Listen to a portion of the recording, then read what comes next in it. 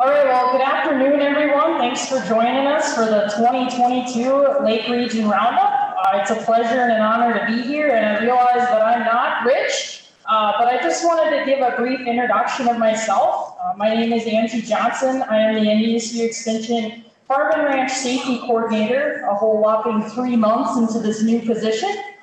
This position has not had a person become involved and take part of farm and ranch safety since about 2005. And so times have changed, and as Scott mentioned, accidents and farm-related injuries and fatalities have been increasing over the past few decades, and so it's time to do a better job and really focus on prevention education versus intervention education.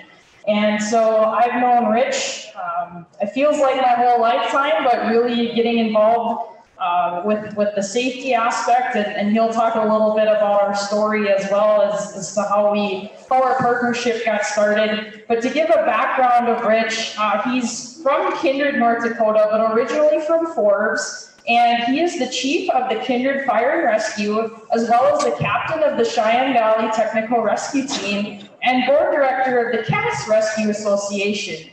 He has tons of years of experience, with 19 years in the fire service and 12 years working on the technical rescue side while constantly evaluating grain bin rescue techniques. He has helped countless departments create their own rescue teams locally to help facilitate grain bin rescues. He's also assisted many farmers in a one-on-one manner with emergency operation plans to help them and promote safety on their own farms and ranches. He's also, as I said, been a really big, huge partner, he and his team, to our NDSU Extension Farm Safety Program by helping provide grain bin safety training to our extension staff across North Dakota. And so without further ado, I give you Captain Rich Schock.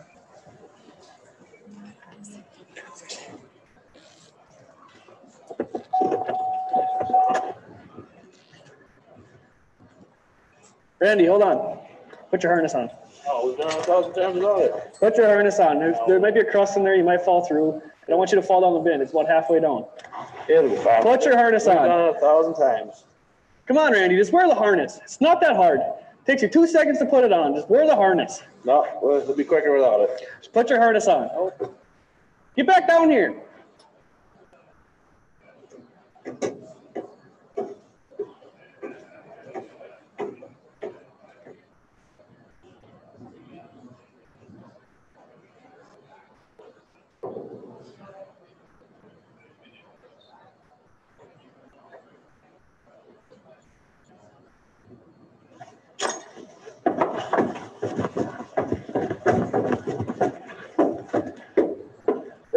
Randy, you okay? Randy.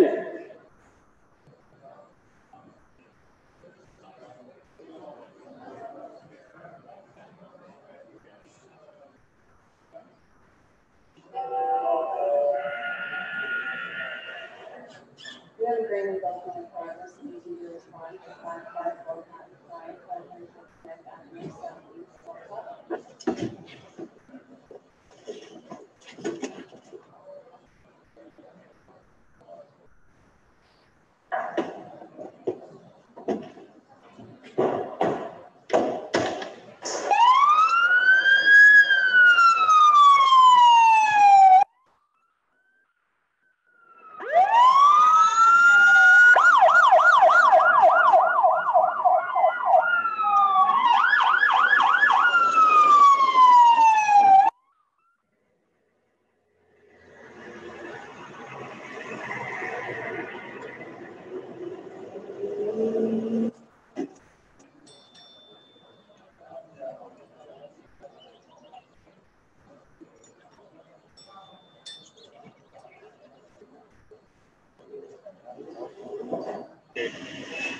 Okay. So that 3 on the inside. Okay.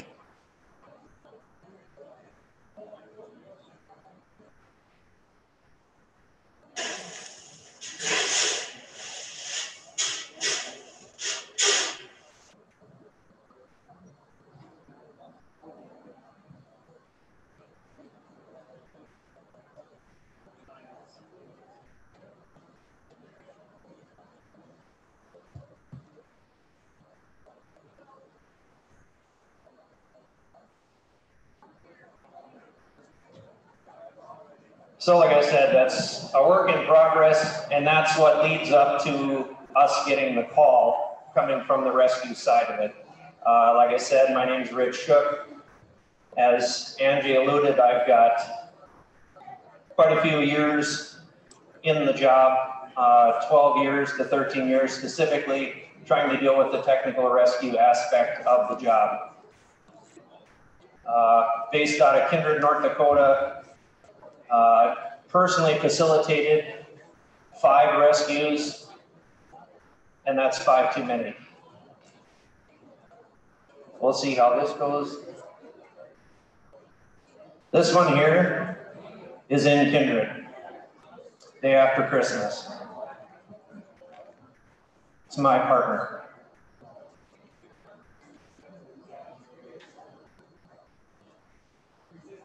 Last year alone, they had 35 grain engulfments, 20 were fatal. Now that's down 7.9% from 2019. And the regions that saw the most were regions 5 and regions 7. And I think we all know the commodities that are grown all throughout the Corn Belt. The biggest issue is a lot of these incidents go unreported. How many people in the room have found themselves knee deep in trouble and gotten lucky? I can personally attribute to it. I don't know how many times that I've gone into a bin prior to my training throughout the fire department, and it's one of those things, out of sight, out of mind. I'm young, tough, nothing's gonna get me. I don't know how many times we dropped into bins with no ladder on the inside to shovel away from the doors that open inward. A lot of us got lucky. We already know that farming is a dangerous occupation now. Every day you guys risk your lives. Farm equipment, grain bins, livestock. It's a never-ending bullet that you have to dodge, and you need to take safety into account, because none of us are really working, or I shouldn't say really, shouldn't be working in trenches similar to the construction industry, but now farmers have to adapt. Farmers are putting in their own waters. Farmers are trenching water lines to places where they need water. So they're buying construction equipment. I know personally of a guy back home where I'm from in Forbes that was putting in a Ritchie water, and the trench collapsed and killed him. Leaves alone his wife and 3 kids to run a dairy operation. So the thing we got to look at it is the culture of where we got here and how we can curb this. You know, it's a matter of how is the growing season. I think everyone knows that we've had some pretty rough years, and I hope everyone lucked out this year and actually got the crops off good, and hopefully had a bountiful harvest, because I know building up to this point, it sure wasn't a walk in the park.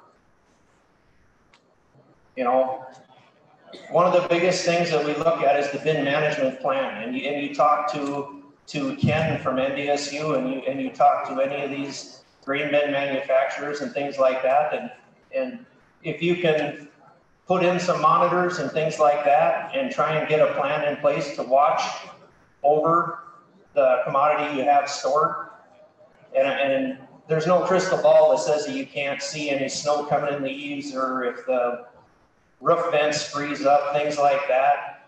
But you got to know what the commodity is going in. You got to know what your FM is. You got to know what the problem is inside there. If it starts to heat, you're going to have to move it around. The money that has been going around and around on grain bin accidents is just phenomenal. The statistics are through the roof, but yet we keep losing people in grain bins. We can't seem to get away from it. And I could sit here and preach safety all day long of, hey, you got to do this, you got to do that. I know as well as you guys do that when stuff happens in that bin, more than likely, there's only one way to get in there. And I know probably shouldn't share it, but we had sunflowers once, and my grandfather kicked open the door and started pounding shotgun rounds in there to get the commodities off the wall. I was pretty young, so it scared me and ran back to the house. So I can't tell you if that worked or didn't work, but I remember him doing it. But we got to look at the bigger picture here, and each of you guys need to look at the assets you're protecting. Because once all your equipment's parked in a line and there's an auction sale, it's far too late. You leave behind the kid, your spouse. It's just not something good, and it resonates even deeper than that. As first responders, I don't know how many members in here are first responders that respond with fire departments. We just had a discussion. You guys had one close to home. Just imagine what that does to the first responders along with the family. It resonates throughout the community. 2 days prior or 3 days prior, I was having beers, whooping on my buddy playing Guitar Hero. And then sitting at home and the pager goes off.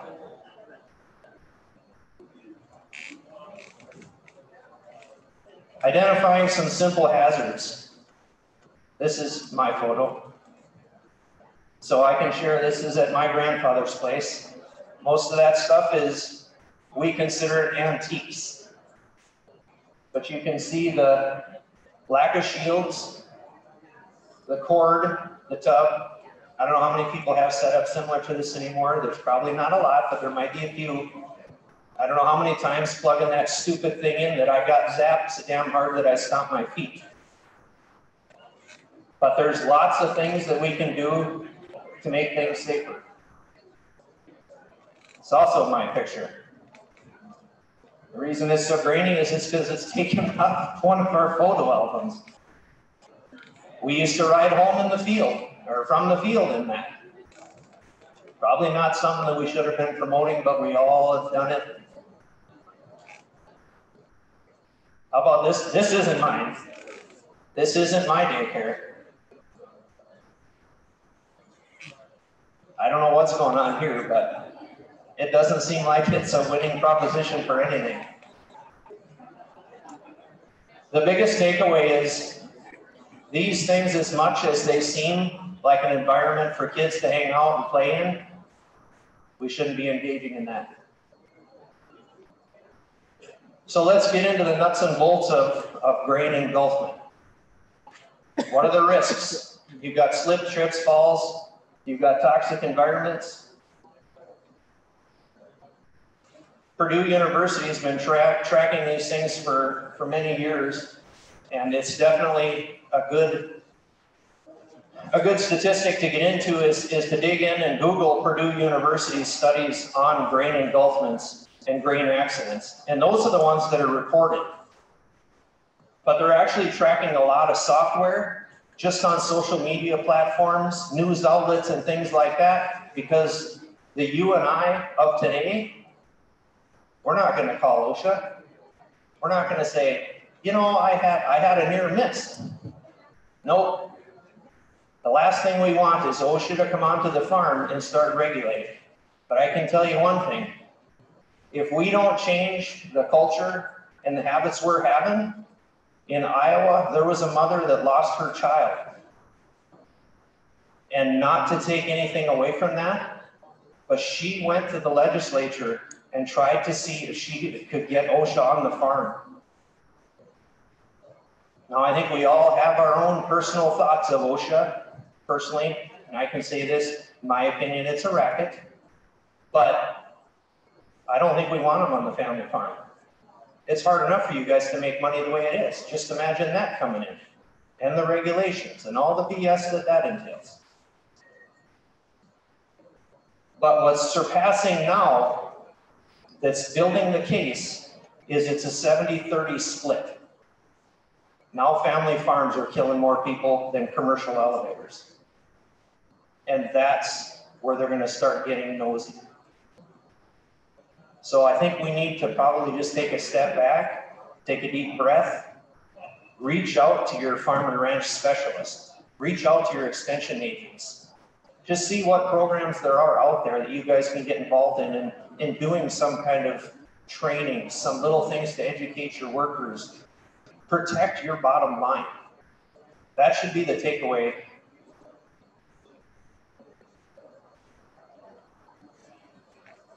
I'm sure everyone here is familiar with how grain behaves.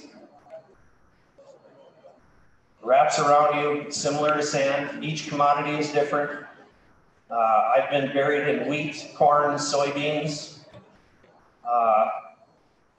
Not to say it's a sick habit, but we train in the different environments to see what's going to be harder for us to move.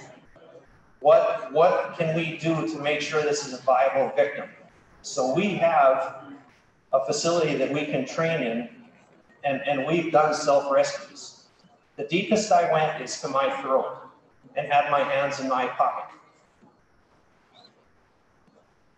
I don't know if it was something that in the back of my mind I wanted to share my moments to my friend, but I can tell you that when you start sinking, and even in a controlled environment, it definitely will change your outlook on what happens. And then when your friends walk up to you and they grab underneath your armpits and they try and lift you out, you're not coming. A lot of times we look at the forces involved in trying to get somebody out. It's your body weight plus anywhere from 400 to 600 pounds that's holding you. Now you're talking spinal injury. Then you've got crush injuries. You've got risk of blood clots. Angie's got a pretty great crop over there. And when we looked into developing that, we did some real world timing on it.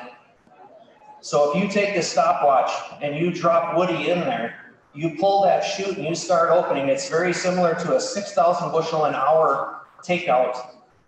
4 to 6 seconds, you're at his knees. 10 seconds, you're at his waist. Within 20 seconds, he's completely engulfed. How many seconds do you think you've got to be able to holler for help or to get out? 0. Once you're past your knees, you can no longer self-rescue. This is our training environment here. One of our members on our team in full PPE. There's a stretch metal cage under here, so you can't go any deeper than your mouth.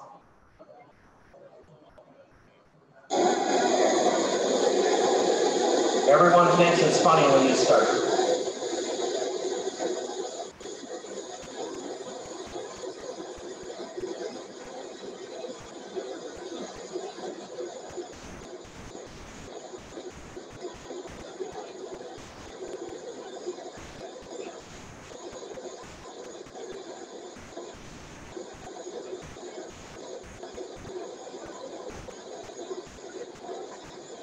So this simulation here, we're doing a sidewall rescue. Usually it's going to be the center pole. But lots of you guys have takeouts that are out on the side. You have multiple chutes that open up to bring the grain out to clean the bin. So then once he's sank in there, then we go through the aspect of how we're going to set up and rescue him.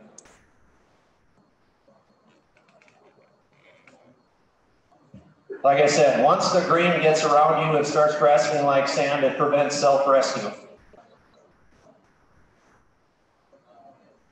Like I said, the force that's grabbing around you is your body weight plus 600 pounds. So that can be up to 2,000 pounds depending upon how big of a fella you are.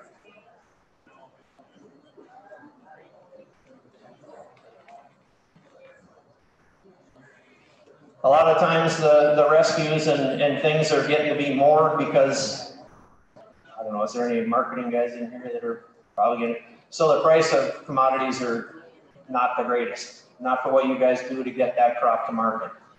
So you're storing the grain, you're building larger facilities, you're trying to do what's best for your operation by storing it longer to be able to give you a fighting chance on marketing it, to get it right, to try and make some money in this world that seems like it's stacked against you, like they don't want you to feed the world. Like I said, there's entrapments, suffocation. Falls from structures or catwalks. We've seen a lot of those accidents happen. The entanglement in the machinery.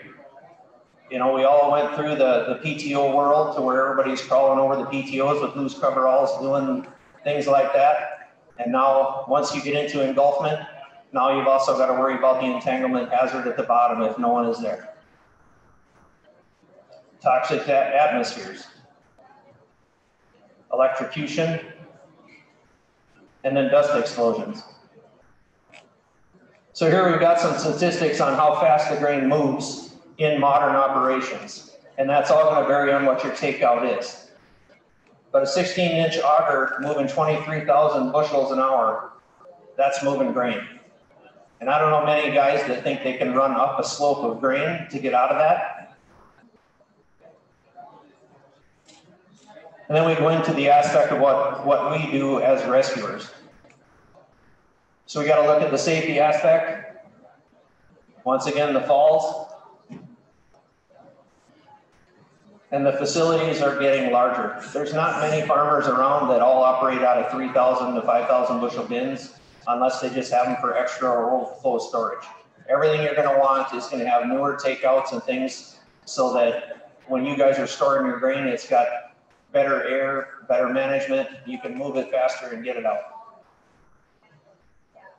Obviously, like I said, we got entanglement hazards. The speed of the equipment's moving, and I don't think that there is any less stressful job than what you guys have to do. So you've got to market, you've got to make all your decisions. We just heard about all the different resistant weeds and things like that. So I think you guys got plenty of stuff to think about to try and make all the money you possibly can in your operation.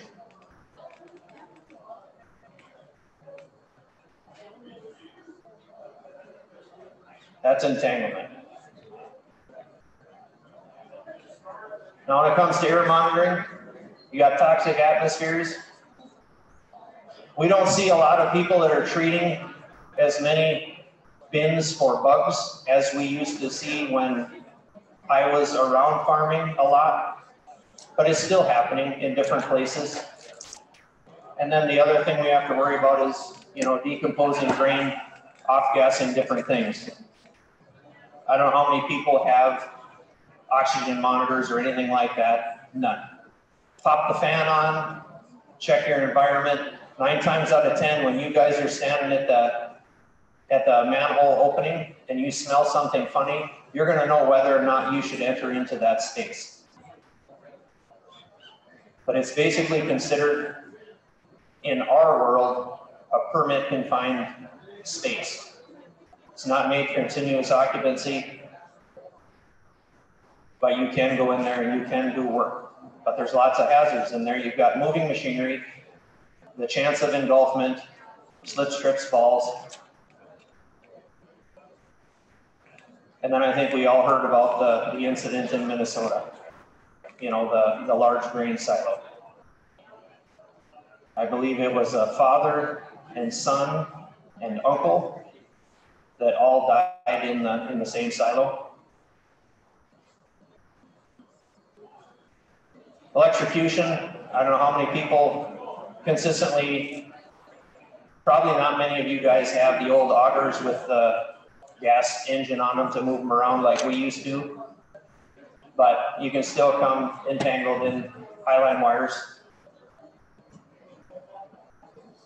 Humid days, things like that, you can transfer electricity. This one here is, I believe it's a facility over in Minnesota. So there was one guy in there, OSHA was coming and they were gonna do some inspections. So they took an air hose up there from a commercial air compressor and they were cleaning it while the guy on the outside was welding back the handrail.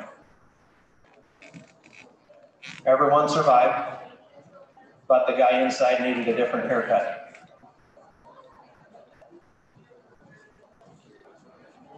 Like I said, most commercial facilities with OSHA looking down on you at every turn, they're held to a higher standard.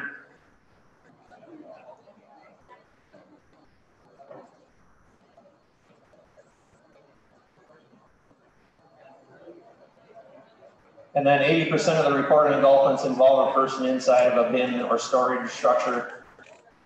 More than likely, they're going after a clump of out-of-condition grain. But it happens in piles, gravity wagons, rail cars, semi-trailers, everything that unloads from the bottom. So you want to talk about piles. I believe it was down by Jamestown. My father-in-law farms down by there. I call them the Hershey's Kiss, but it's a large sack pile. And one of the elevator operators went out there and he walked up and just took a utility knife and was going to climb up and then cut it on his way down. And when he cut it, it blew open and it rolled over and buried him. But the truck driver was walking over there and seeing right where he was and uncovered him. If no one would have known where he was to find him, that could have been a real bad deal. And then I also know of an incident in a semi-trailer. A lot of us fire departments, when we got these grain bin tubes, we started doing trainings in hopper bottoms. Now, I will advise you, if you're going to be doing that kind of training, for us, it's PPE. You noticed in the video, my guys are on harnesses, my guys are on ropes. 14-year-old died in the back of a hopper bottom. 4-H group, they decided to have a grain bin safety training. Started sinking him in at a co-op. The gearbox was stripped, they couldn't get it shut. Killed him.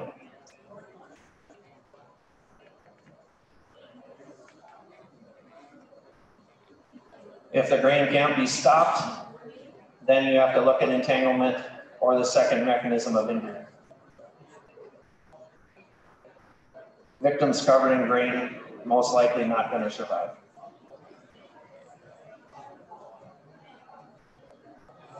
Then you have the different types of grain that goes bad that create these rescues. You got your big bridge grain, where it can clump together, creates a bridge. Can develop a crust on top of the surface. I'll share with you guys a little bit. In Minneapolis, they have the large concrete silos next to the port. Grain inspector came out, told the manager, I got to inspect your bins.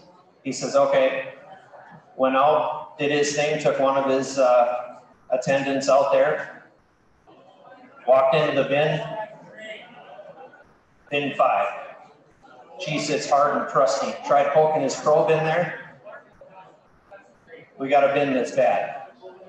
Checks his other 2 bins, goes back to the office, goes right to the manager and says, well, you got a big problem. Bin 5 is bad. And he says, that's impossible. He said, how is that impossible?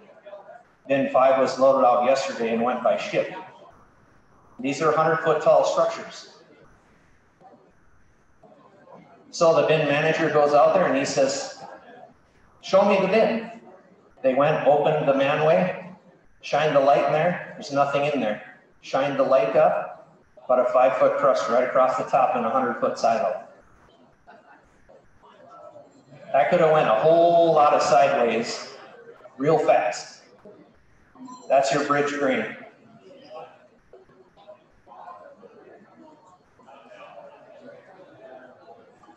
Once the victim falls through, become quickly trapped. The sidewall, this is where Grandpa thought it was okay to take the shotgun and get the sunflowers off the side.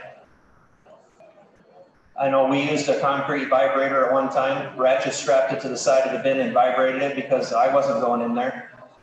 I believe it was over by Gackle. I want to say Gackle, somewhere down there, where the farmer was buried outside of his bin and died next to the grain back because the avalanche let go and he had all the doors opened up and it came out and got him outside the bin. So these are all widowmakers, or can be. Like I said, grainbacks. It's one of the unsuspecting because as you're sucking that grain out, no one ever thinks, well, it's only going to go as fast as I feed it. But how many of us have stuck that into the grain and shoveled? Or walked around, broke up chunks, things like that. They've had people die that have slipped and fallen next to them, and now you're buried. Some of the commercial ones are big and move grain a lot faster, but it can happen.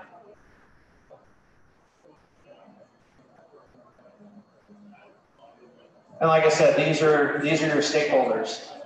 So your farmers, their families, the elevator owners, shareholders, workers, your local community, local responders, all of us suffer. Then obviously everyone expresses their grief differently.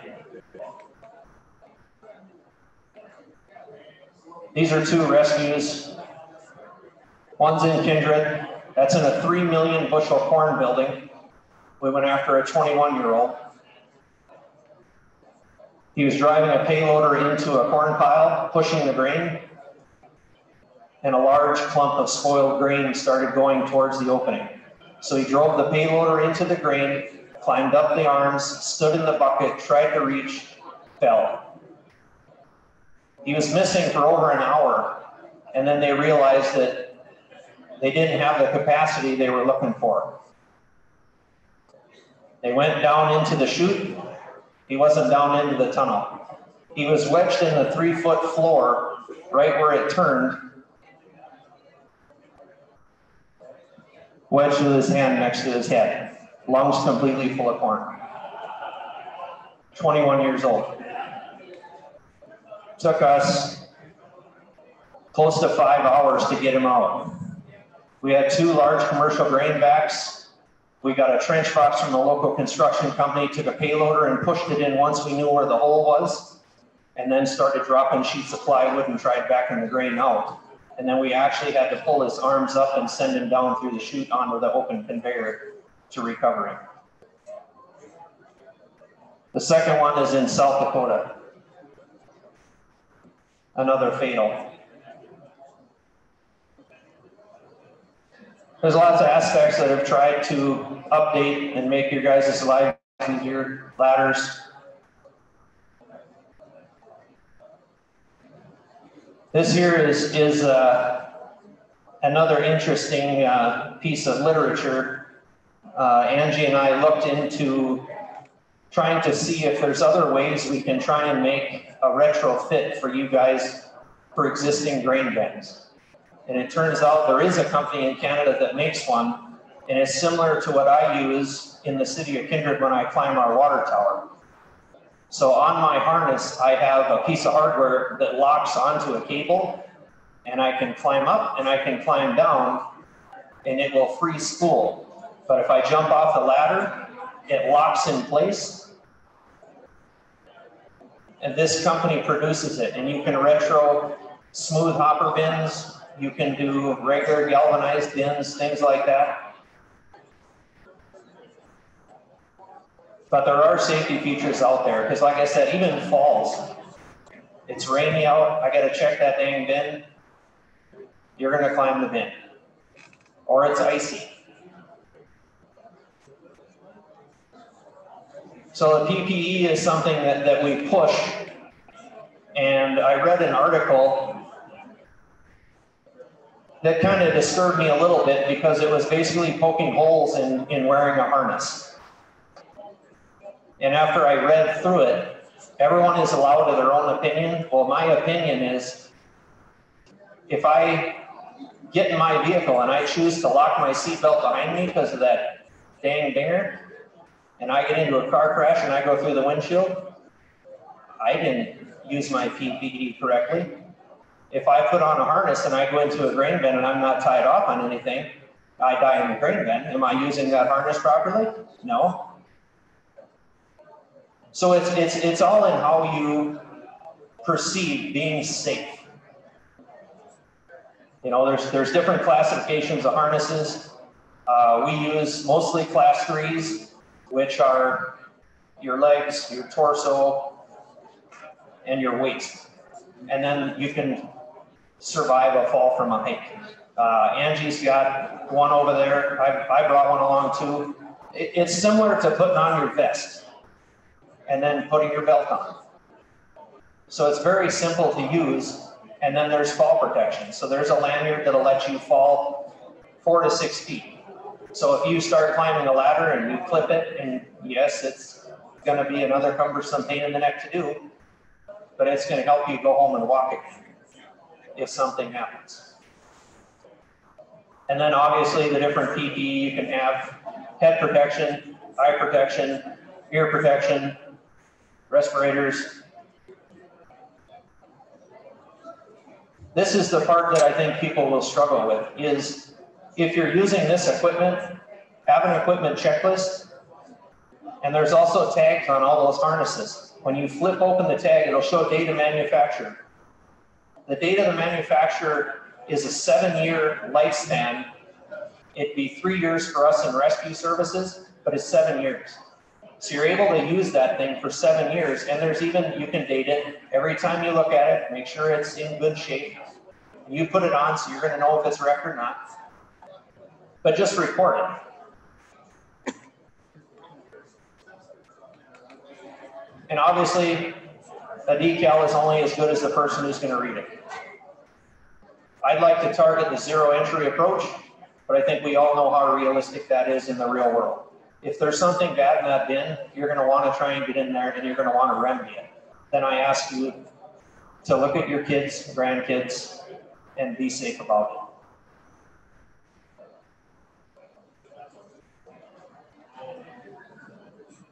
Never work alone. I know that's easy for me to sit here and say and easy to preach, but if there's 2 of you on the farm, or call a neighbor over and say, you know, I'm gonna go check this bin, can you come over and give me a hand with this? To me, it seems simple. To you, it may not be. But I ask you to just take it into account. Lockout and tag out. I brought my kit along with me. For you guys, it's just as easy to go down to Stockman Supply or TSC or somewhere and buy ear tags and zip ties. Each one of your employees or yourself should write your name on that ear tag. If you're gonna go in that bin and you're gonna perform maintenance on that takeout or that bin sweep, or anything that's gonna involve something that's gonna get you tangled up in something, shut down the breaker, zip tie that box shut, and it has your name on it. And then go through a procedure to let everyone know. If my name's on that, you need to come find me before you open that panel and start anything up, because my life could be, I could have my hands in something really bad. And then if you have someone in the entryway looking in there with line of sight that can verify your safety. And have a lifeline tender on the ground. Basically, that's the person that's going to tie off. If you don't, the attendant can tie off too. And then obviously monitor your air quality. Some of these gases you're going to get exposed to are going to numb your senses, so you're not going to know how bad they are. Well, pop the fan on. Depending upon if it's going to create dust or not, you'll know. You all know what rotten grain smells like. This is obviously the zero entry technique. I think we've all accomplished this at a time or two, is gotten a big long piece of conduit, poked it across. One thing I ask you is if you have to evaluate and you need to go into that bin, have a plan in place. Make a phone call. Get somebody alerted that I'm going to enter into doing something that I know is potentially dangerous, because I know there's a problem there. Otherwise, why would I be going in there? If I could flip on the switch and all the grain comes out, perfect world. And then obviously $1 million question to manage your grain to prevent the spoilage. And we can only do what we can do, you know. Obviously, look outside today, the weather changes momentarily.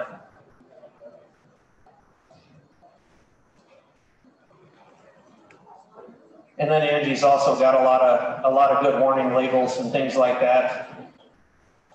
Post them so that it makes people take a second thought when they come up there and they look into that threshold. These are rescues in progress on smaller bins. You got high lines, we got anchors, you got attendants. The biggest thing we've found in our techniques that we've had to change is trying to put a tripod or trying to haul any load off the top of one of those bins. It'll crush it fast. They're only rated, lots of people have seen the windstorms tear the tops off, crush them down, or the snow crush them. They're not as tough as what we thought. So now we start cutting into the bins to get at you.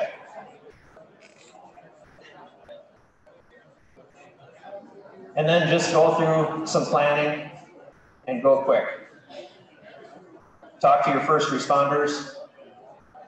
Once again, lock out the equipment. If you're going in there, lock out, tag out. And then evaluate the atmosphere.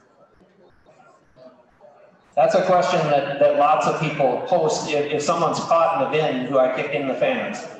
Well, there's a lot of things that you need to evaluate first. What's the temp outside? If I kick in that fan right now and it's 4 degrees outside, that's going to drop that person's body temperature really fast. Now you're looking at hypothermia. The other thing to look at is, am I going to cause a secondary collapse?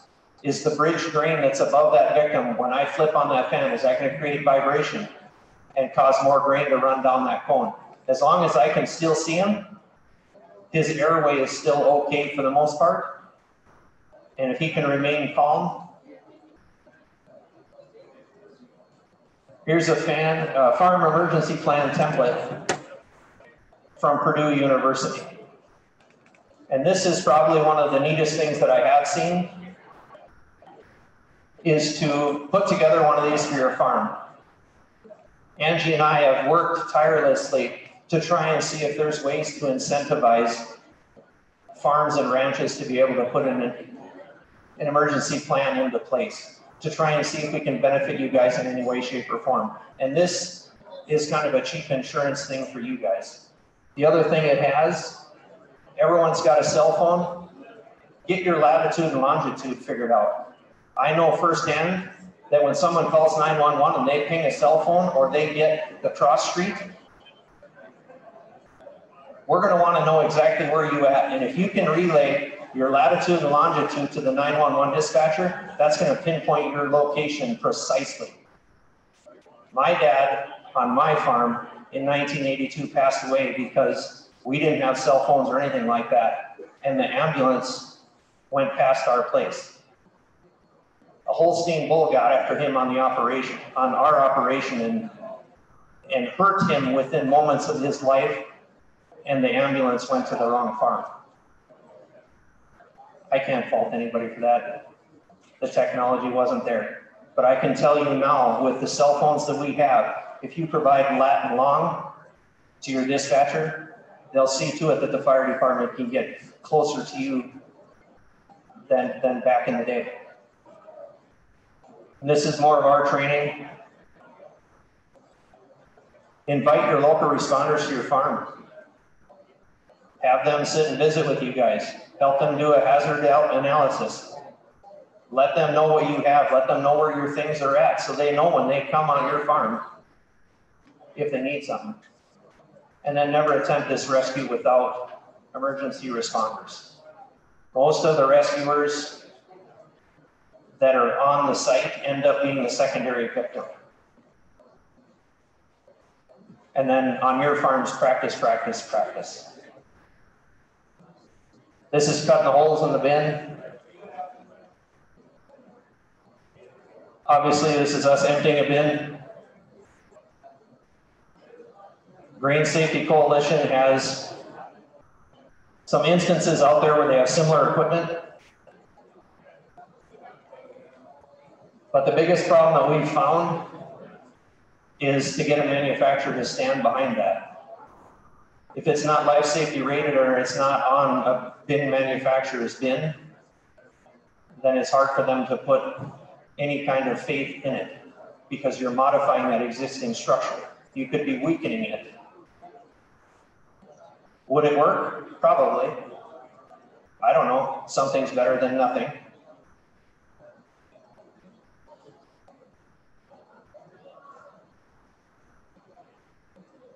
This is one thing that I've tried to drill into our local co-op is if they're going to engage in something that's sketchy to where they think they could lose somebody or they think something could happen, to alert the emergency responders so that they know where this operation's being, so it will help the efforts of a response. More of our annual training. I know that's a lot of information to throw at you guys, but at the end of the day, I just want to make sure each one of you guys pursues your goal of building your farm up and handing it off.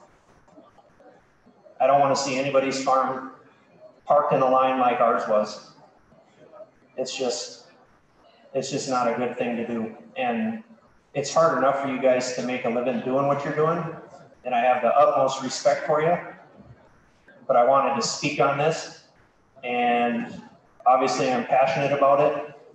And I think you guys got a pretty good person seated as your farm and ranch specialist.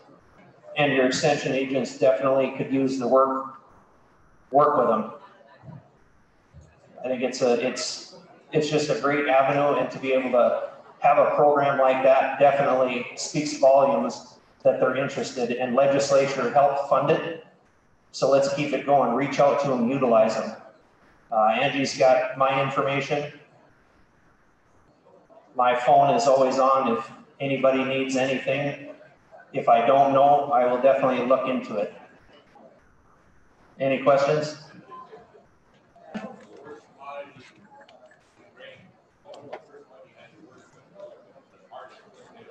The most unforgiving to me was wheat.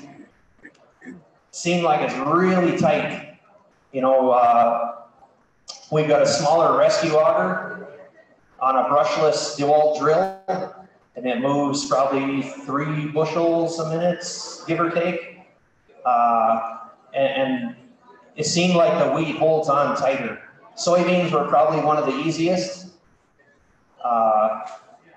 Oats and barley are just, I don't know, you itch in places you never thought you knew you had. So that's one of the misconceptions that people look at too as well. Right? We don't grow a whole load of corn, we don't got to worry about that, but it's the commodity that's going to kill you isn't biased. Now, canola and peas and things like that you guys grow, I haven't been fortunate enough to be around it, so I don't know. I just know anytime you cross into the threshold, you know, you're rolling the dice in Vegas. And in my experience in Vegas, no one really goes there to get rich. So it's just a gamble. Any other questions? The best way to knock down grain that's crusted to the sidewall. So what we did is we ran into, I believe it was Schock, and rented a concrete vibrator. So we ratchet strapped it tight to the back of the bin and then just plugged it in and unplugged it. I've heard of a gentleman using tannerite, but I can neither confirm or deny that that's a good thing to do. But the concrete vibrator did work for us.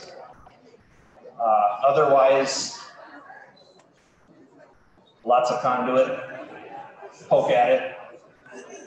I mean, I know it seems trivial when it's really crusted on there, but you know, going in there is just not a good avenue. But yeah, the concrete vibrator I know has worked, and I've also been one of the suckers with conduit poking.